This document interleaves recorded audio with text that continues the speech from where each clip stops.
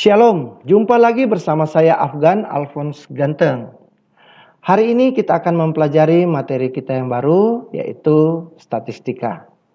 Sebelum itu kita melihat dulu kompetensi dasar dari materi ini, yaitu menganalisa data berdasarkan distribusi data, nilai rata-rata, median, modus, dan sebaran data. Lalu kompetensi dasar keterampilannya menyajikan dan menyelesaikan masalah yang berkaitan dengan distribusi data, nilai rata-rata, median, modus, dan sebaran data. Lalu indikator pencapaian kompetensi yaitu menentukan populasi dan sampel suatu data, menyajikan data menggunakan diagram lambang, diagram batang, diagram garis, dan diagram lingkaran. Apa tujuan pembelajaran yang ingin kita capai pada kali ini? Yaitu setelah mempelajari materi ini, peserta didik dapat menjelaskan pengertian statistika, menentukan populasi dan sampel suatu data, menyajikan data menggunakan diagram batang, diagram garis, diagram lambang, dan diagram lingkaran. Lalu karakter apa yang ingin dicapai pada pertemuan kita? Yaitu kreativitas. Kreatif dalam hal apa? Kreatif dalam menentukan populasi dan sampel, kreatif dalam membuat diagram lambang, garis, batang, dan lingkaran. Oke, kita akan mulai. Mengapa kita perlu mempelajari statistika? Seorang mahasiswa jika hendak menyelesaikan studinya di perguruan tinggi, dia akan membuat apa yang disebut dengan skripsi. Skripsi yang dibuat harus melalui penelitian. Dan penelitian yang dilakukan itulah yang menggunakan metode statistika. Itu contoh dalam kehidupan kita sehari-hari. Contoh lain, baru-baru ini kalian mendapat angket untuk mengisi angket full day school. Ya, di situ juga metode statistika. Metode angket yang diberikan itulah juga metode statistika. Contoh lain, di sini ada 2 pemain sepak bola dunia. Semuanya mungkin kenal ini, Cristiano Ronaldo dan Lionel Messi. Siapakah pemain bola yang lebih hebat, Lionel Messi kah atau Cristiano Ronaldo? Kalau Anda penggemar Lionel Messi, pasti akan mengatakan Lionel Messi.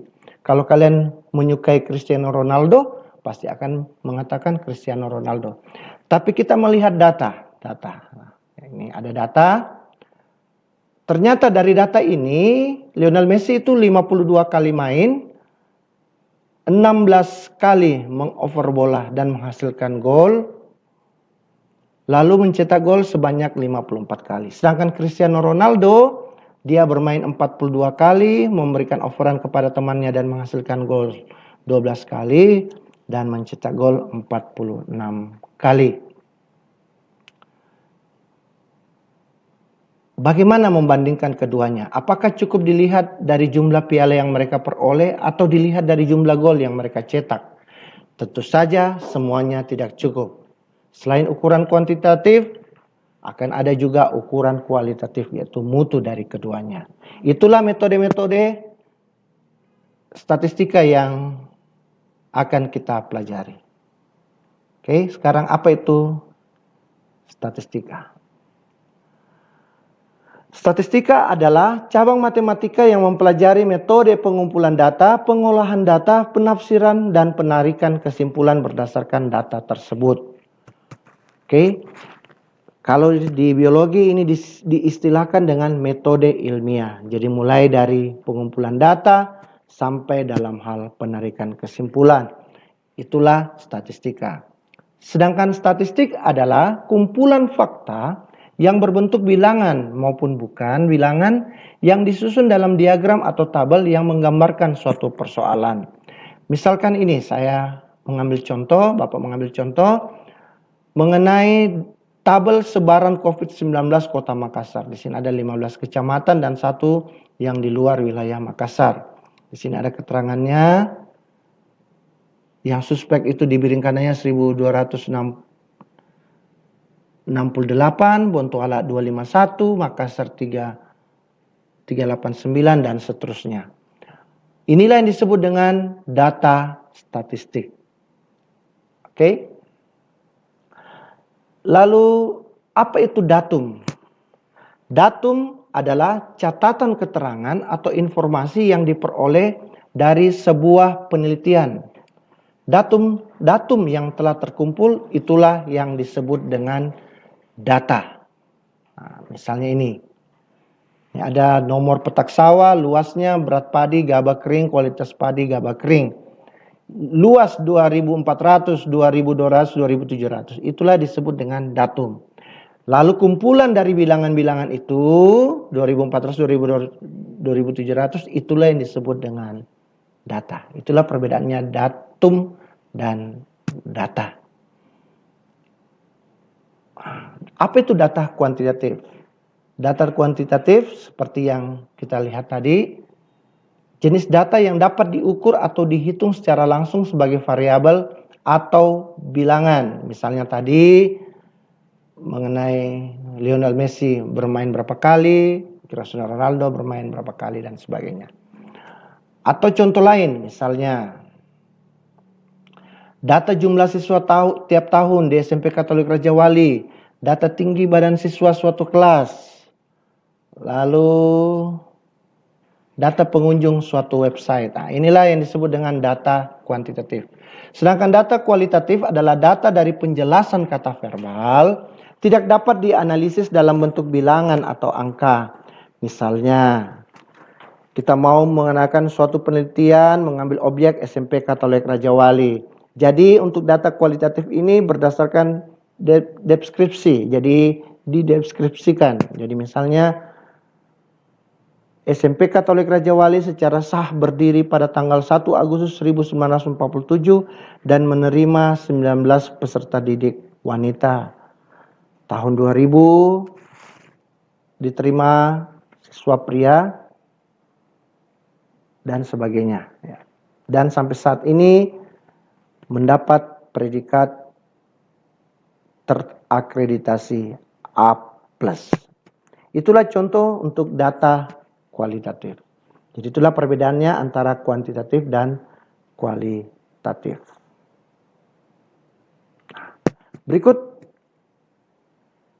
bagaimana mengumpulkan data dalam metode statistika. Mengumpulkan data yang pertama bisa dengan bertanya langsung. Bertanya langsung bisa dengan wawancara dan juga bisa menggunakan angket. Kalau wawancara itu kayak wartawan bertanya lalu dijawab dengan oleh yang ditanya. Oke, sedangkan angket itu sudah ada jawabannya, tinggal kita memilih. Biasa jawabannya ada 2, biasa 3, biasa 4. Misalnya baru-baru ini setuju atau tidak setuju metode full day school, ya kan? Atau ada juga yang sampai 4 pilihannya. Itulah yang disebut dengan bertanya langsung. Jadi dengan menggunakan wawancara dan bisa dengan angket. Sedangkan observasi yang kedua, observasi itu pengamatan. Jadi kita mengamati apa yang kita teliti. Ya, misalnya itu ada 2 perlakuan, ada biji kacang hijau ditanam dalam satu pot, lalu satu dimasukkan di dalam ruangan tertutup tanpa sinar matahari dan satu yang kena sinar matahari. Setiap hari diukur tingginya karena akan berkecambah, dan kecambah itu akan diukur tingginya dan setiap hari. Lalu setelah seminggu bisa dilihat hasil dari pengamatan itu, dan ternyata pada kecambah yang mengarah ke matahari itu ujungnya akan berwarna hijau karena mengandung klorofil, sedangkan yang tidak kena sinar matahari ujungnya akan berwarna kuning kepucatan. Ya, jadi itulah metode observasi. Berikut eksperimen, ya, melakukan percobaan, dan yang terakhir mencari data dari sumber lain, bisa lewat internet, ada keterangan dari Yahoo, dan dari Google atau dari surat kabar atau majalah. Itu cara-cara mengumpulkan data. Kita lihat populasi dan sampel. Populasi adalah sekumpulan objek yang memiliki karakteristik atau sifat yang sama yang dijadikan sebagai sasaran penelitian. Sedangkan sampel adalah bagian populasi yang dijadikan sebagai objek yang diteliti langsung dan dapat digunakan sebagai dasar penarikan kesimpulan. Itu populasi, ya. Kita lihat contoh. Bagaimana cara mengetahui bahwa sayur ini enak? Ya, kalau kalian makan semua ini, itu bukan dicoba, tetapi itu Anda habiskan. Itu namanya orang bilang rakus, balala, ya. Tetapi bagaimana cara mengetahui bahwa dia enak? Yaitu dengan menguji 1 atau 2 sendok saja. Diambil, dicicipi 1 atau 2 sendok saja. Oke? Sehingga keseluruhan sayur itu adalah 1 mangkok sayur, dan diambil sebagai contoh untuk menguji keseluruhan sayur itu adalah 1 atau 2 sendok sayur.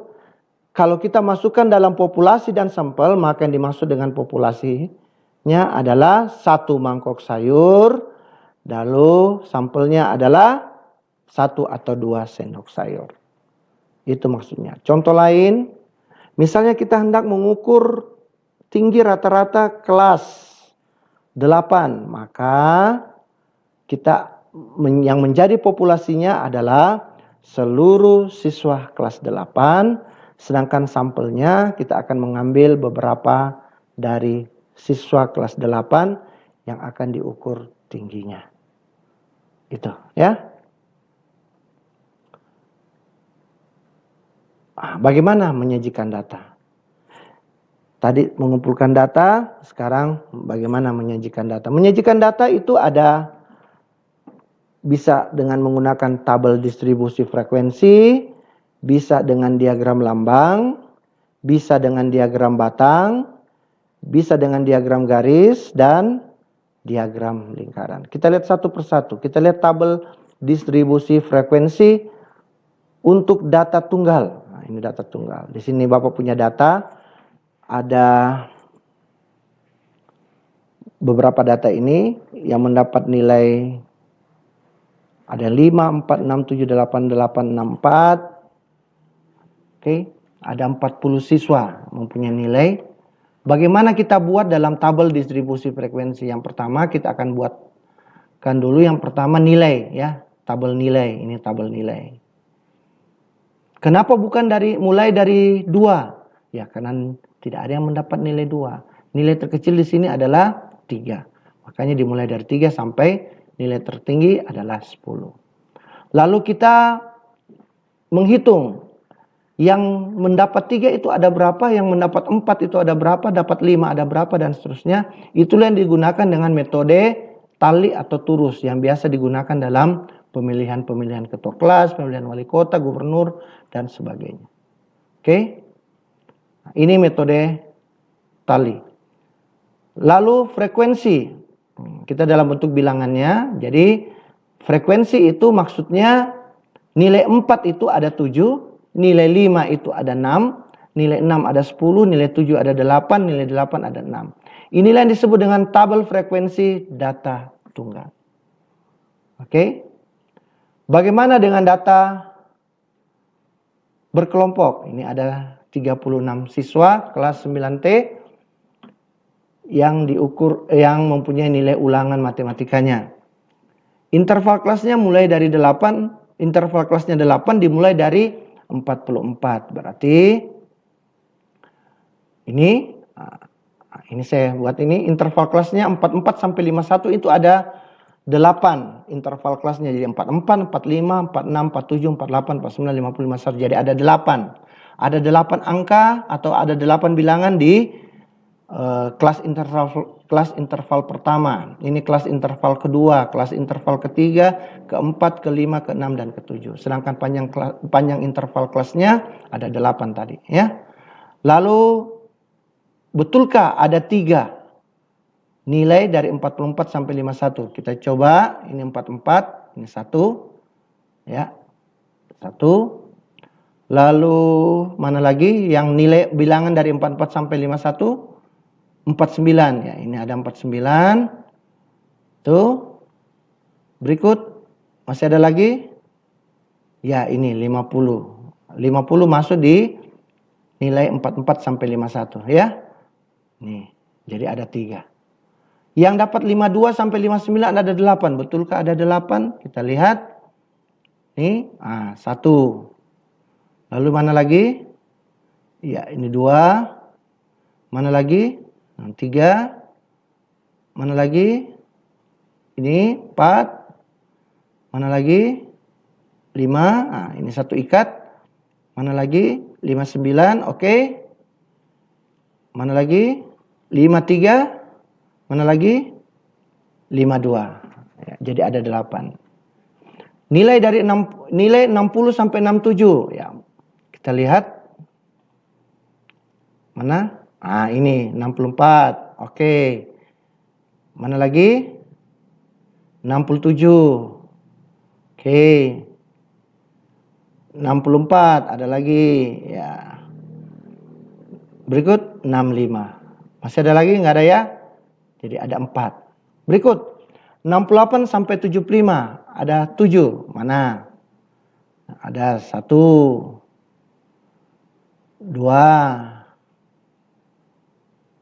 Oke, mana lagi? 3, 4. Oke. 5. Nih. 6. Mana lagi? 7 ya. Ada 7. Nilai antara 68 sampai 75. Nilai 76 sampai 83 ada berapa? Ada 5. Oke, kita lihat. 1, 2, 3, 4. Ya, mana lagi? 5. Ya. Jadi ada 5. Oke, yang 84 sampai 91 ada 6. Betulkah 6? Kita coba. 1, 2, 3, 4, 5, 6. Oke. 92 sampai 99. Kita mulai dari nih 92. Ada 3. 1. Nih, 2, 3. Oke. Sudah habis? Ya. Kita tinggal jumlahkan, dia adalah 36. Jadi sudah benar. Inilah yang disebut dengan tabel distribusi frekuensi untuk data berkelompok. Oke. Kita masuk ke diagram yang kedua, yaitu diagram lambang atau piktogram. Apa itu diagram lambang? Diagram lambang adalah diagram gambar, umumnya digunakan untuk menyajikan data yang jumlahnya besar dan telah dibulatkan. Misalnya, ini ada tahun 2009 penjualan unit mobil, penjualan mobil 506, kita bulatkan jadi 500. Tahun 2010 1495, kita bulatkan 1500. 2011 997 kita bulatkan jadi 1000. Maksudnya apa? Ini kan angka besar, unitnya besar. Kan tidak mungkin kita akan menggambar mobil sebanyak 506, 1495 dan 1997. Makanya dibuatlah yang disebut dengan piktogram dengan catatan, ini ada gambarnya, satu mobil ini itu bernilai 1000 unit. Satu mobil ini bernilai 1000 unit. Sehingga kalau kita buatkan dalam diagramnya, yang 2009 ada 500, berarti mobilnya juga hanya setengah ini. Jadi diagram lambangnya digambarkan setengah. Setengah artinya 500 unit. 1000, kalau satu mobil 1000, kalau setengahnya kan 500. Yang 2010 1500, berarti satu mobil utuh tambah setengah mobil tak utuh. Jadi 1500. Yang 2011 ada satu mobil itu. Oke ya, ini diagram lambang. Contoh lain. Berikut ini data nilai ulangan matematika dari 32 siswa. Ya. Ini nilai 5 sebanyak 4, nilai 6 sebanyak 2, nilai 7 sebanyak 14, nilai 8 sebanyak 8, nilai 9 sebanyak 4. Sajikan data di atas dalam bentuk diagram lambang gambar yang mewakili skala 1, gambar mewakili 2 orang. Berarti satu gambar itu bernilai 2 orang. Baik, bagaimana cara gambarnya? Nah, ini dia. Yang dapat nilai 5 ada 4 orang, berarti harus 2 gambar. Yang dapat nilai 7 ada 14 orang, berarti 7 gambar. Karena satu gambar mewakili 2 orang. Oke? Itu dan seterusnya. Inilah diagram lambang atau dikenal dengan piktograf. Kita masuk diagram berikutnya, diagram batang. Apa itu diagram batang? Diagram batang adalah cara menyajikan data yang diagramnya berbentuk persegi panjang tegak ataupun persegi panjang mendatar. Jadi diagram batang ini berbentuk persegi panjang, bisa secara vertikal atau tegak, bisa juga digambarkan secara mendatar atau horizontal. Ya. Ada nilai ulangan matematika 30 peserta didik dijanjikan dalam bentuk tabel ini. Foni, Popi, Budi, Gilang, Susi, Lela, dan sebagainya. Nah, kita buat dulu dalam tabel distribusi frekuensi supaya kita bisa menggambar dengan mudah untuk diagram batang. Oke? Nah, ini ada nilai 2, 3, 4. Kenapa lagi mulai dari 2? Kenapa tidak mulai dari 1? Karena apa? Karena tidak ada nilai 2 yang mulai dari 3 sampai 10.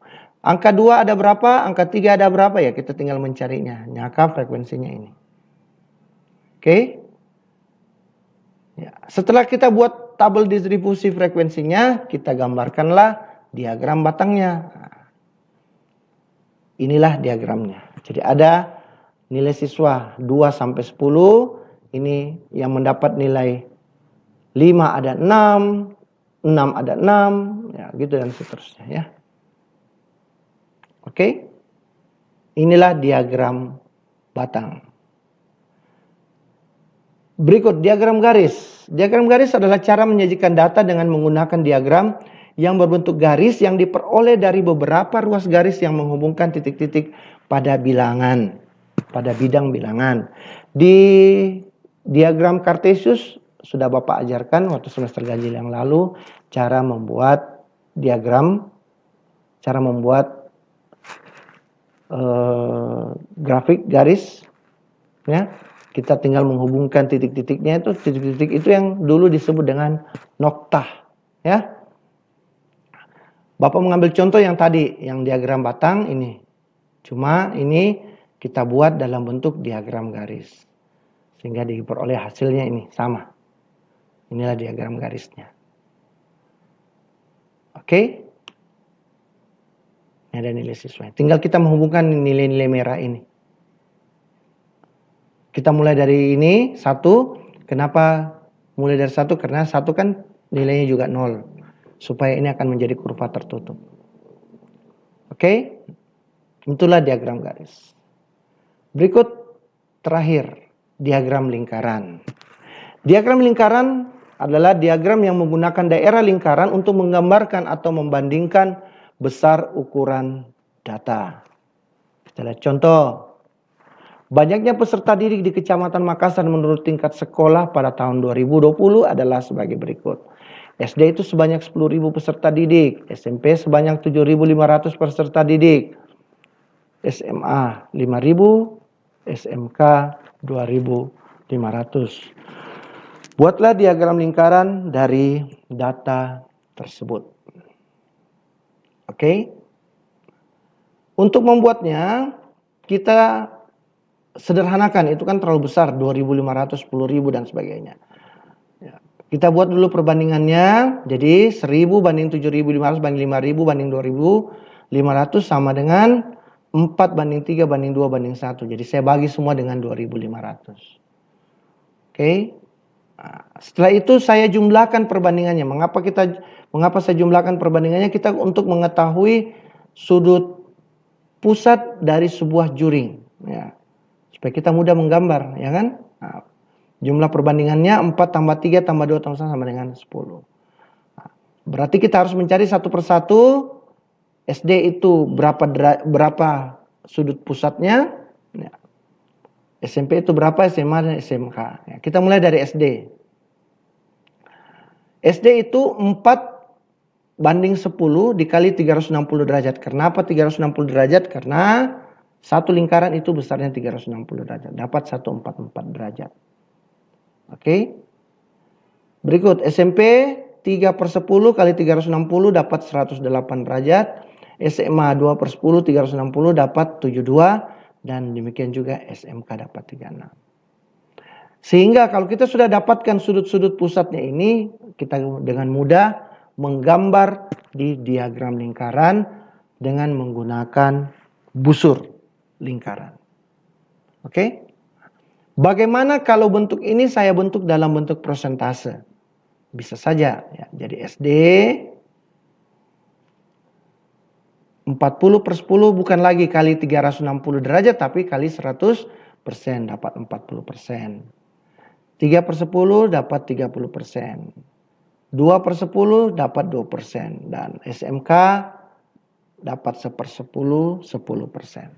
Oke. Dari persen ini juga kita bisa gambarkan dalam bentuk diagram lingkaran. Sehingga diagram lingkarannya itu adalah nih. SMK 10%, SMA 20%, SMP 30%, dan SD 40%. Oke, jadi diagram lingkaran itu bisa menggunakan sudut pusat curing, juga bisa menggunakan persentase. Oke, demikian pertemuan kita kali ini. Untuk lebih memahami, kalian bisa melihat di Google Classroom tugas pemahaman dari materi yang Bapak berikan ini. Oke, terima kasih atas perhatiannya. Selamat mengerjakan tugas dan semoga Anda bisa menyelesaikannya dengan baik.